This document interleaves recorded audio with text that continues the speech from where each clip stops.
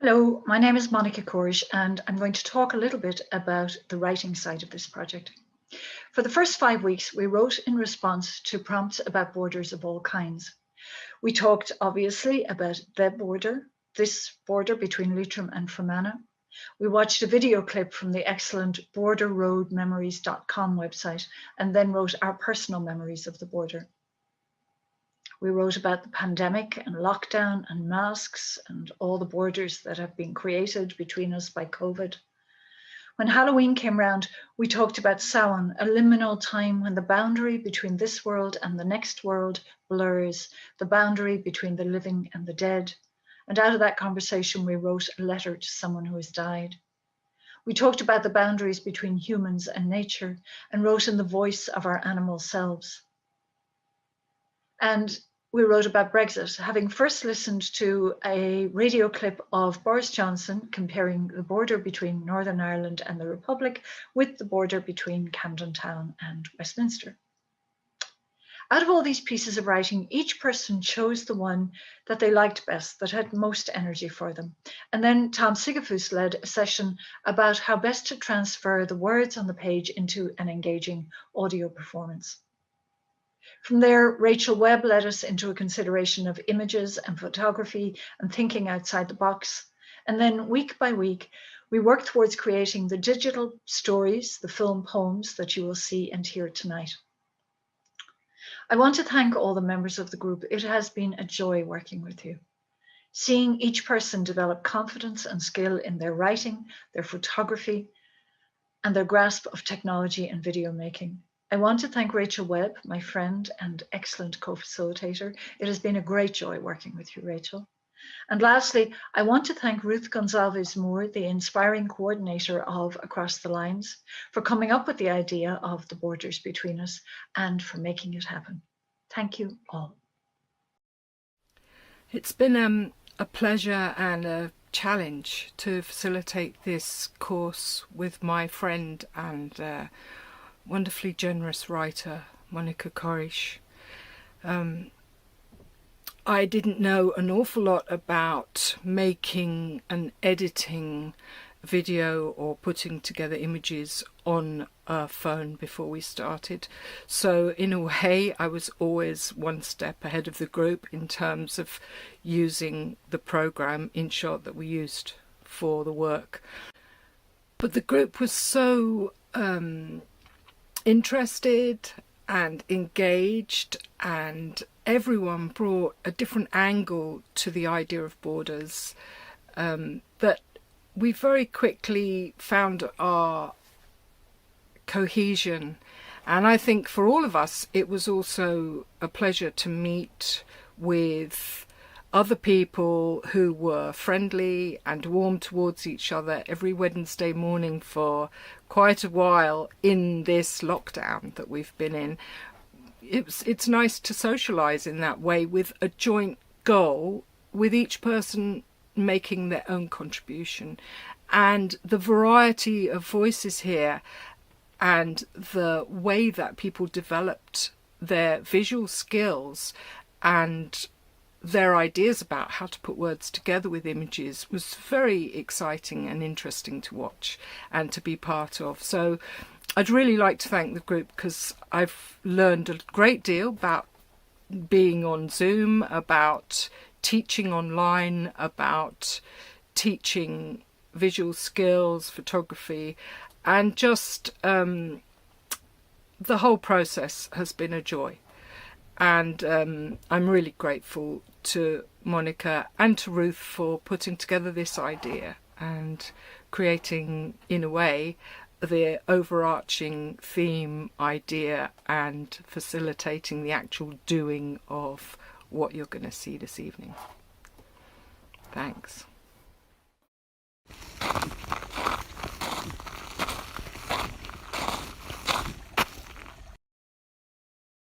A Eulogy to My Grandfather, born County Tyrone, 1913. Thinking of you in the early hours of the morning. You and your stories, and the one leg draped over the other. You and your pink long johns, peeking out of the bottoms of your grey flannel slacks. I was thinking of the borders inside of borders, the bog delineated from the fertile lowlands. You materialised at dawn. Came to seek out my company? You arrived with the cackling crows and the mist on the mountains. Snippets of stories cascade. Your meetings at the crossroads up above the town, near the failing farm, with a big black dog. And recollections of painful times, the siblings who failed to thrive, a beloved neighbour gunned down, betrayal. The fertile pauses in your storytelling, the ashtrays stuffed with cigarettes, your quickness and agility with country phrases. But there's things that remain unclear, Grandad. There's a fuzziness around the edges, a darkness I can reach towards but not quite grasp. You were forever poor, forever foraging away alongside Molly. She had married too low, they said, beneath her. Did you feel this?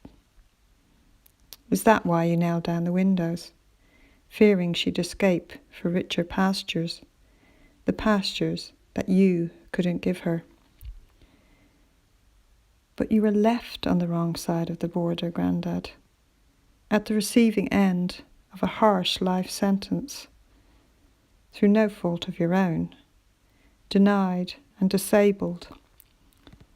You fought the encroaching wilderness as the bog crept up again and again, to smother potatoes, to drown cabbages.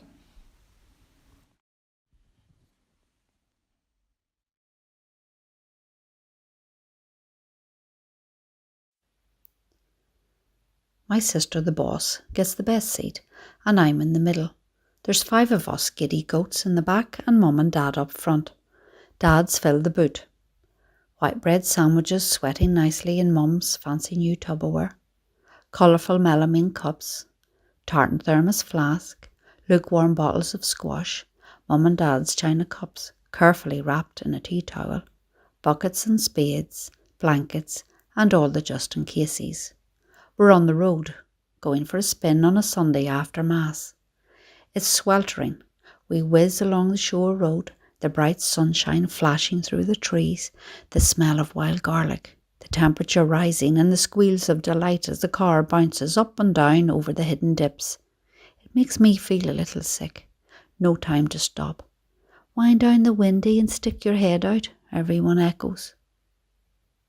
Soldiers, dressed in camouflage, with painted faces, and the familiar machine guns pointed and ready. They peer through the car window.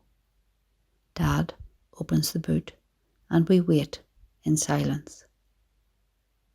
They hide in the bushes, but I can see them looking at me.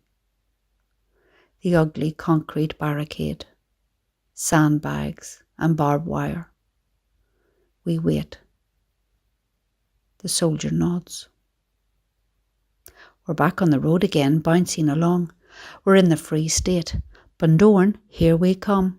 Car windy open wide, and fresh air, and chirpy chirpy cheep cheep playing on the car radio. The seaside, the sandy beach, picnic, rock pools, fishing nets, chips wrapped in paper, fizzy pop and the fun fair and the slots, and, if you behaved, a 99 the size of your face, and don't forget pink rock, my favourite. Tato, cheese and onion in the red and blue bag. Happiness. Sunday, fun day Sunday.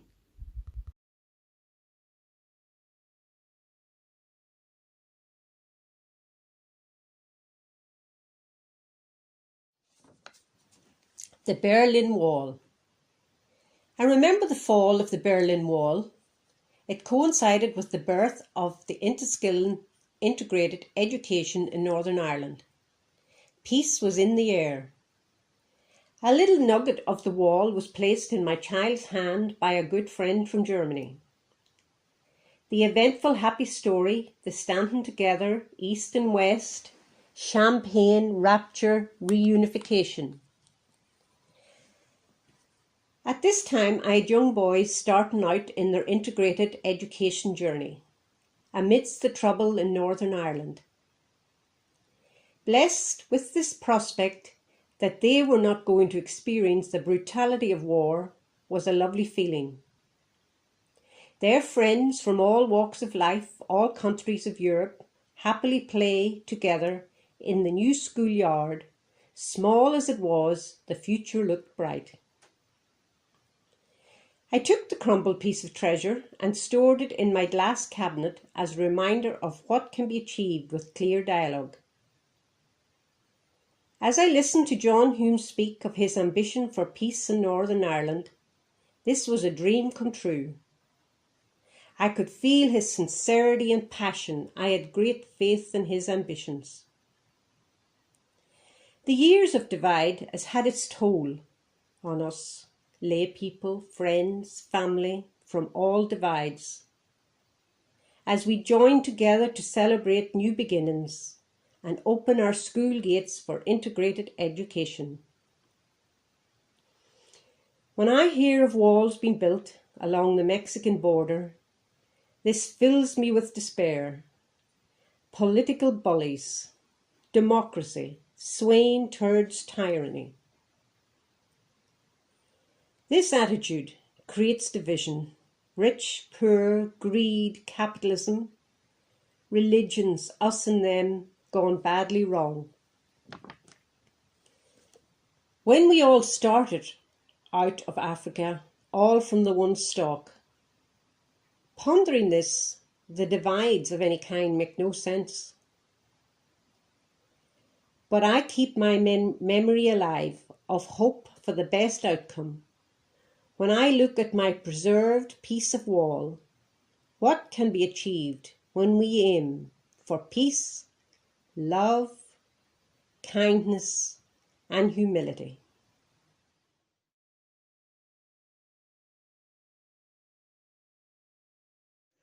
It is lockdown again. You're home alone with a toddler and new baby. We are on the phone. It's a long old day not to see anyone. I'll drive up the road to you, as I've been there before. Picture books, making Play-Doh, jigsaw puzzles on the floor. It's winter this time round. Chances of a walk are slim to none. Willing them to nap, the laundry never done. To live round the corner as neighbours again. You made the banana bread and I made the soup, and we'd laugh and cry over the madness of it all, the sleeplessness, life on a loop. I managed to call up twice since the birth, and before the latest restrictions. We're on the same island after all, despite our border of contradictions. You asked me to hold the baby, to put away the meals I had brought you. I said I'd rather not pass on anything. You looked crestfallen, and I felt bad too. I remembered the relief of placing my newborn in another's arms for even a short while. Instead, you placed her on the cold plastic changing mat, and I gave her a socially distant smile. I'm not sure what comes next. I'm readying my excuse for the inevitable police checks. My friend is at home, alone with a new baby. Does that count as essential travel, maybe?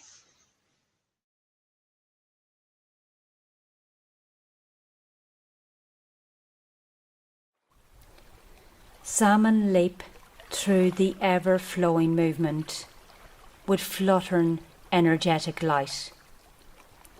Water reflection, projecting identity, the thread of reality between the land and the vision.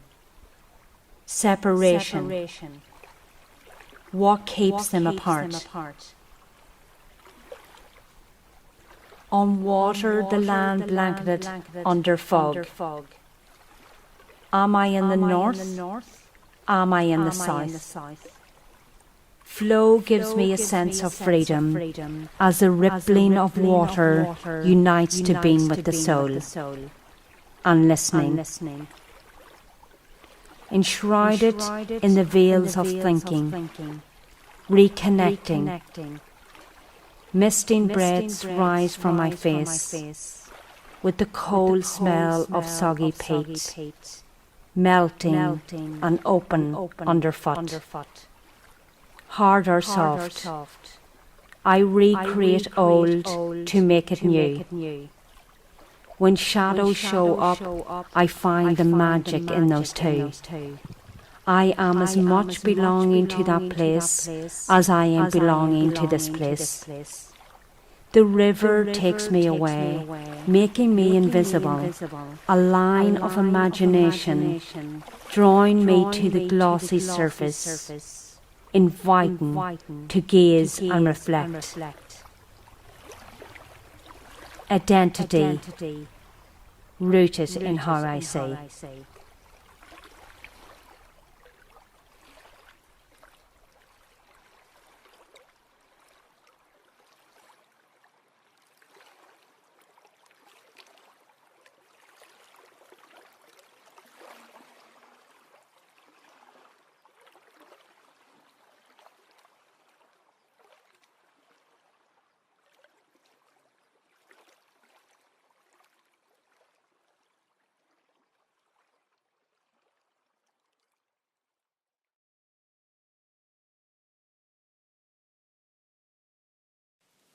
Where am I from?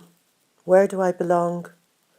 I have been conscious of borders for much of my life, of being on the outside, on the wrong side of being the outsider. I was born in a country not my own, occupied by Allied forces, rebuilt with new borders. I moved to a place of deep political unrest, racial riots where countries were separated.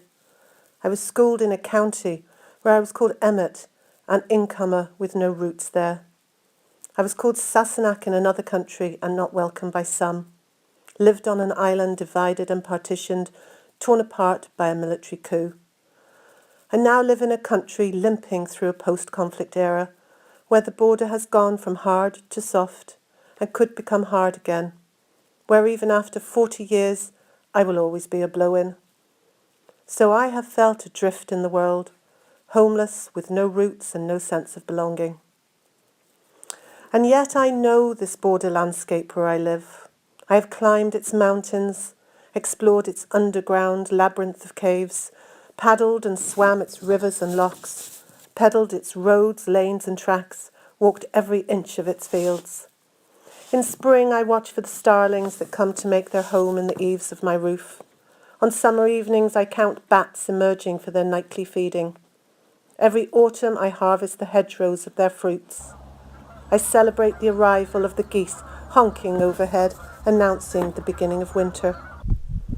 And I have wondered for too long, where do I belong? And now I know. Here, where I have a deep connection and a sense of belonging. This is my home.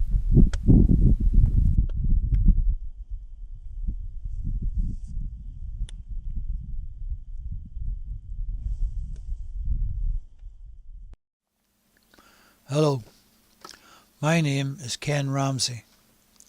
I live in Enniskillen in County Fermanagh.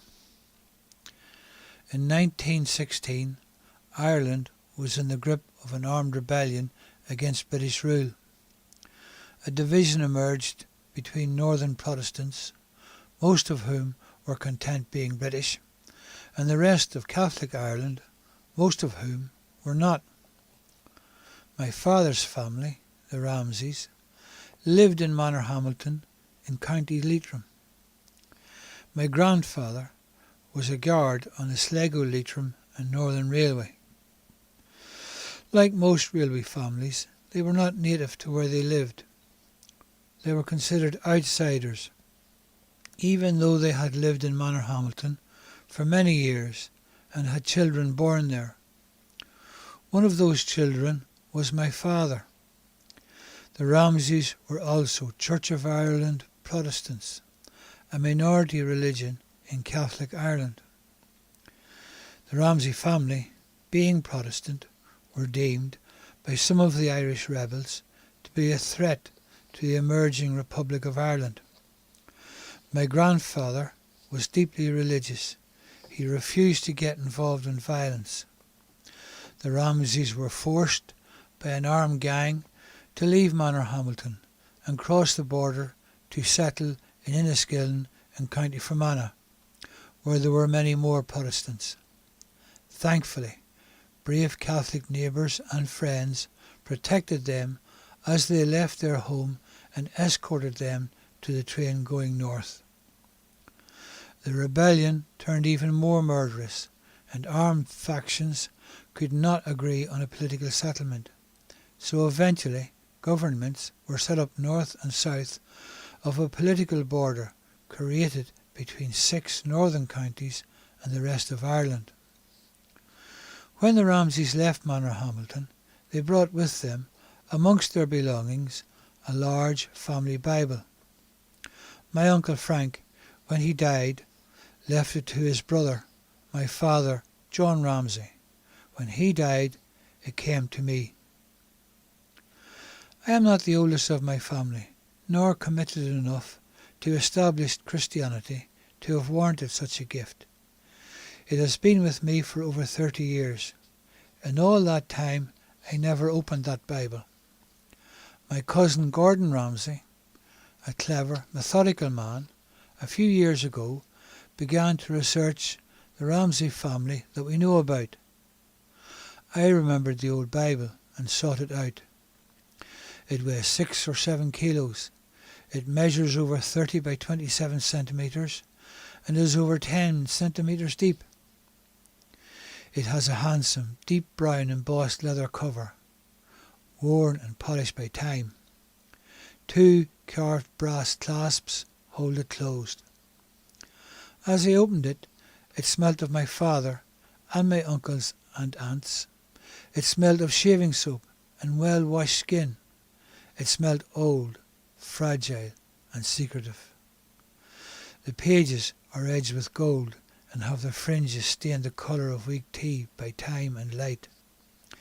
The pages at the beginning and at the end are loose and damaged. In those old damaged pages I found a treasure trove of Ramsay family history. On them are recorded the births and marriages and deaths of my family ancestors up to my cousin's marriage. I have read through the history of my family recorded in the old Bible. Manorhamilton is noted many times, as is Enniskillen and Ballymallard and Lisnaskea. Londonderry is also noted. I remember my father telling me of relatives there from long ago. Nowhere is written down in the old Bible the words Republic of Ireland or Northern Ireland, despite the Bible being used and written in during the most traumatic time in Ireland's history. Nothing is recorded about its own history. Nothing about its journey to Enniskillen. Nothing is recorded about the Ramsay family's trauma or the dividing of Ireland into separate states. Nothing about the imposition of a border between the north and the south of Ireland. I am now photographing for my cousin all the words and images recorded there, the printed and handwritten Christian testimonies, the pressed flowers, the snippets of gossip, and the few photographs, all from over a century ago, from an Ireland that did not have political borders. Slán.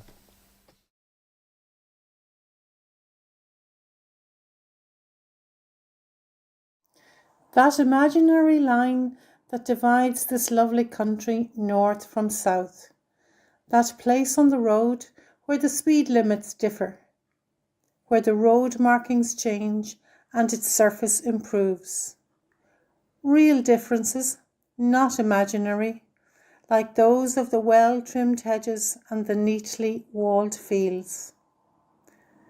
The hut is long gone now, and the soldiers too.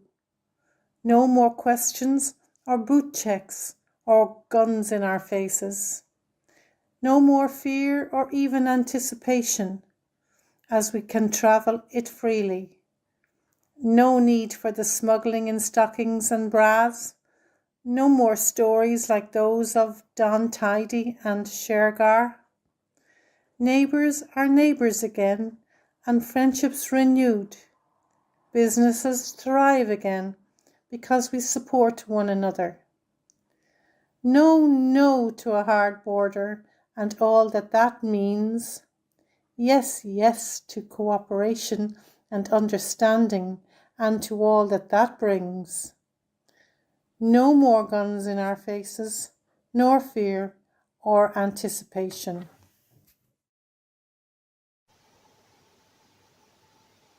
Your arms, once a beacon,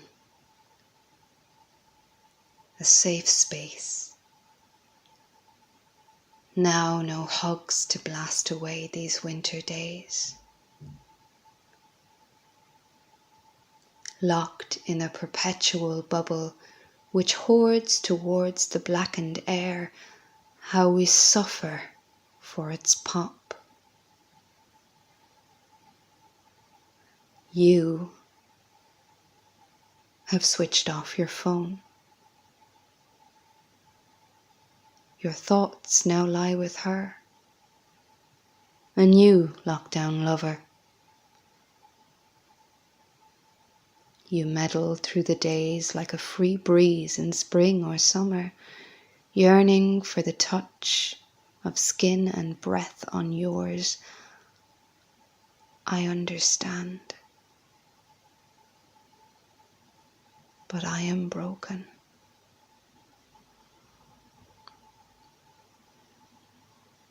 I wish you would take off your torrid mask. Your reptilian brain is far too on the surface for my liking. Bright, brilliant blue metamorphosis bubbling through. Beyond Ben Bulben you dig further, but I am crumbling.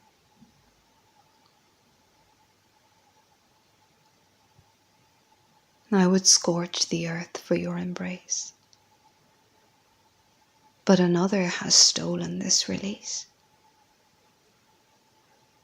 Even in this deadened world, you manage to view me as light as a perplexed vegetable. A string of numbers on your phone. A ping, a bang, a shag, a pop. A something to dull your ache, your own personal paracetamol.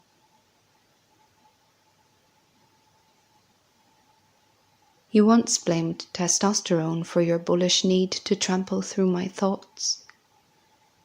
The turbulence behind your ticking time bomb.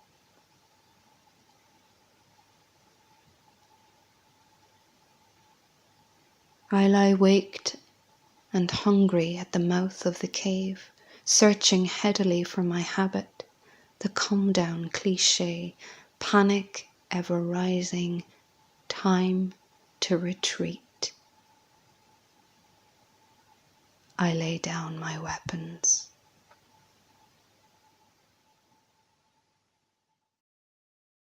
Sanctuary by Monica Corish.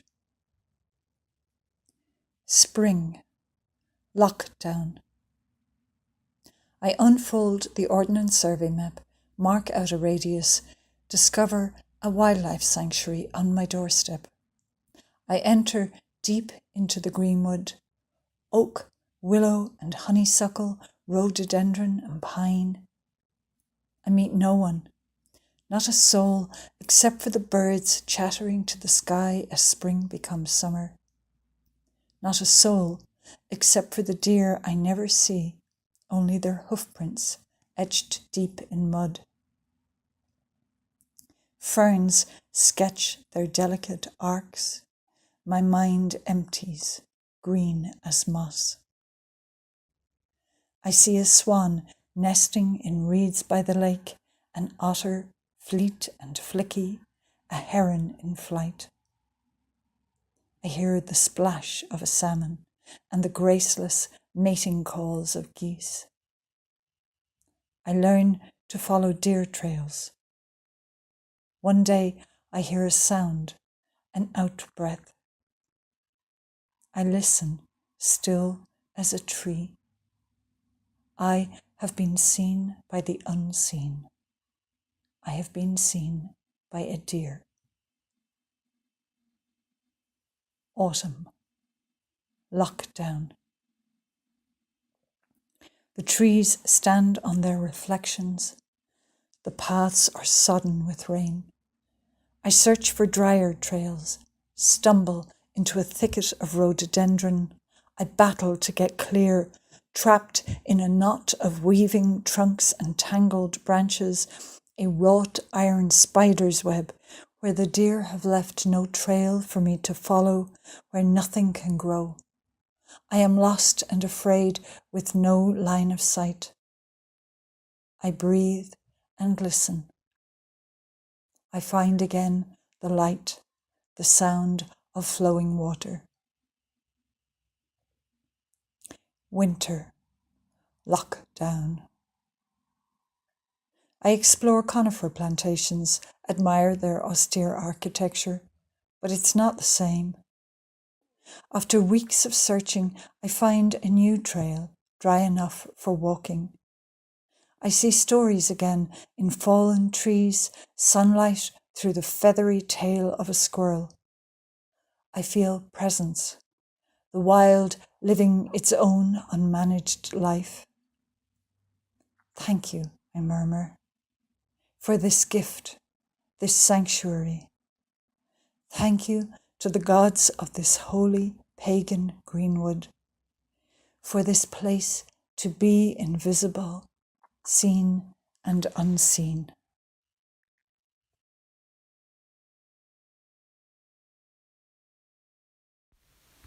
Guarded Travel by Teresa Kane. I grew up knowing borders, conversations layered into childhood. Bikes, motorbikes, checkpoints, unapproved roads, closed roads.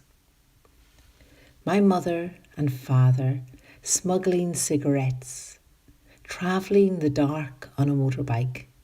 She, pregnant, young, ambitious, clinging to my father, her lifeline to a future. On Sunday, after Mass, selling tobacco through the kitchen window, money building in a tin box, unmarked day, left as savings in the bank. Our house was built on smuggled cigarettes. Stories of a mother who faced anyone, anything, a heroine, a storyteller, a mover among people. The troubles came, nights crouching under windows, my father pacing the farmyard, shotgun at the ready. I wondered and worried how he, myopic and clumsy, could defend anything, anyone. Divisions deepened, stories darkened, half whispers, eyes grew untrusting.